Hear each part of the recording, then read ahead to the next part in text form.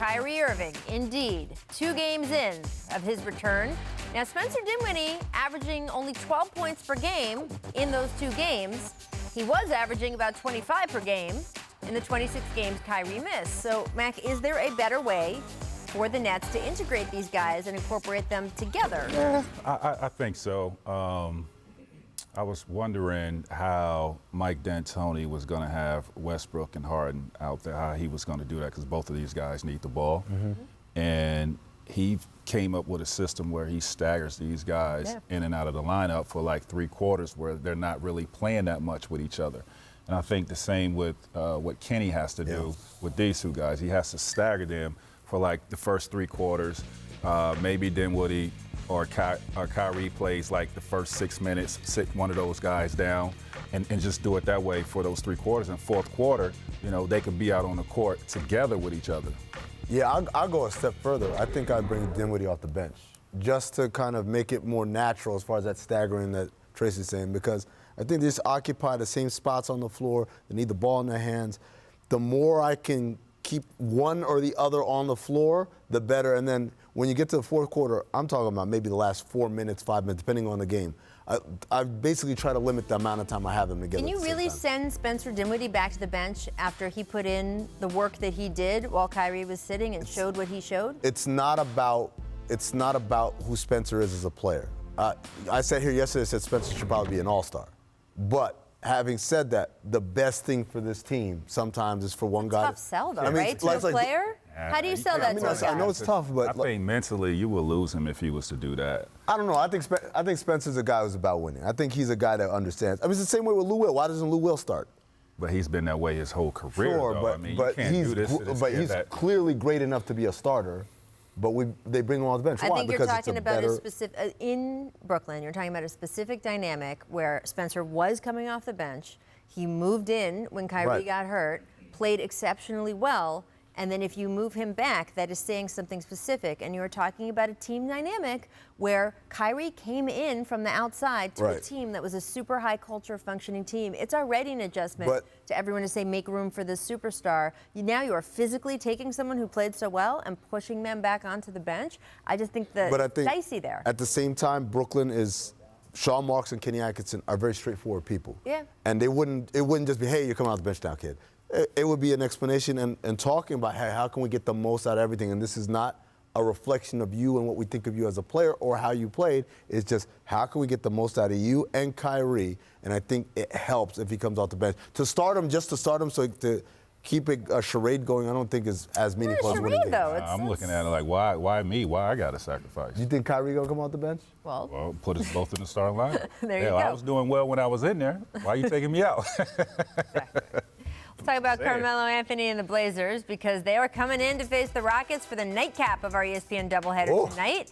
That's spicy. Now, I sat down with Melo last month, and here's what he told me about his time in Houston. Take a listen.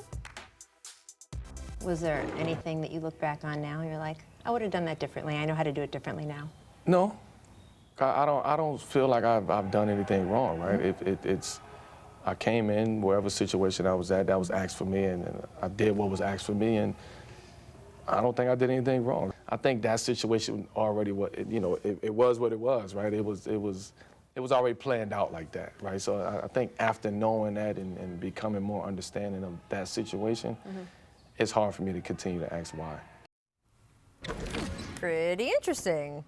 Look, we saw just last week Chris Paul, when the Rockets came to Oklahoma City and it was supposed to all be about Russ, he was like, oh, excuse me, you guys thought that I wasn't good enough to be on the team anymore? Let me show you some things. Do you expect this to be a revenge game for Carmelo Anthony? Hell yeah. What are you talking about? We just got done talking about Ty Lue in the last segment, how he didn't get a fair shake, right? It's one thing to say, hey, it doesn't work out because we gave it enough time, it doesn't work out. But really quick, 9 games in, that's not a fair shake. Same thing with Carmelo. You hear him say, I did everything they asked me to, but even if he didn't do everything right or to the level that they wanted, 10 games was not enough time for them to basically pull the plug and say, never mind. Right. And so absolutely, if I'm him, I'm coming in gunning. And not only that, this happens a lot in this league when players are going back to a former team or something.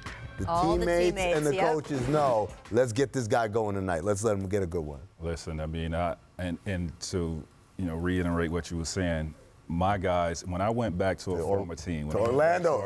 I knew it. In that environment, it was so crazy, right? My teammates knew what time it was. Yes. Right? This is your night. We don't care if you shoot the ball 60 times. Go do what you do, right? We're going to sacrifice this night for you. But with Melo, they did him dirty, right? 9 games you get rid of. It's not like he was playing awful basketball and he couldn't play anymore. No, they gave up on him. And I expect Melo to come out and do what he does, with revenge and possibly, put up his season high. Absolutely. Put up his season high on this game. When I was in Phoenix, Boris Diaw, who he acquired from Atlanta, in Atlanta he didn't play a whole lot because Coach Woodson and him didn't really see eye to eye. Every time we played against Atlanta, and then later on when Mike Woodson was coaching elsewhere, Boris always put on a show because it was him saying, you were wrong about me. You were wrong about how you evaluated me, and I'm going to show you how wrong you were. And I think Carmelo's going to try and do the same thing to the Rockets. He's going to do it. And look, in Houston, there was a bunch of things wrong at the beginning of that season. They had depth problems. They had injury problems. Sure. Even once they got rid of him, there were other problems. And it seems in some ways he got caught up in sort of this cycle. But a player of that level shouldn't get cut off in that kind of stuff. It could have easily just DMP'd him and try and figure out something later. It was very disrespectful how they handled that. A player of his magnitude, it was disrespectful. Or just don't sign him in the first place. Right. Because you knew what you knew in the summer, what you knew 10 games in. Right. So it's not like, oh, gee, everything changed 6 months later. 10 games in, you're just not that far from when you said, yes, we want this guy. We're going to have him on our team. Thanks for watching ESPN on YouTube. For highlights and analysis, check out the ESPN app. And for live streaming and premium content, check out ESPN+.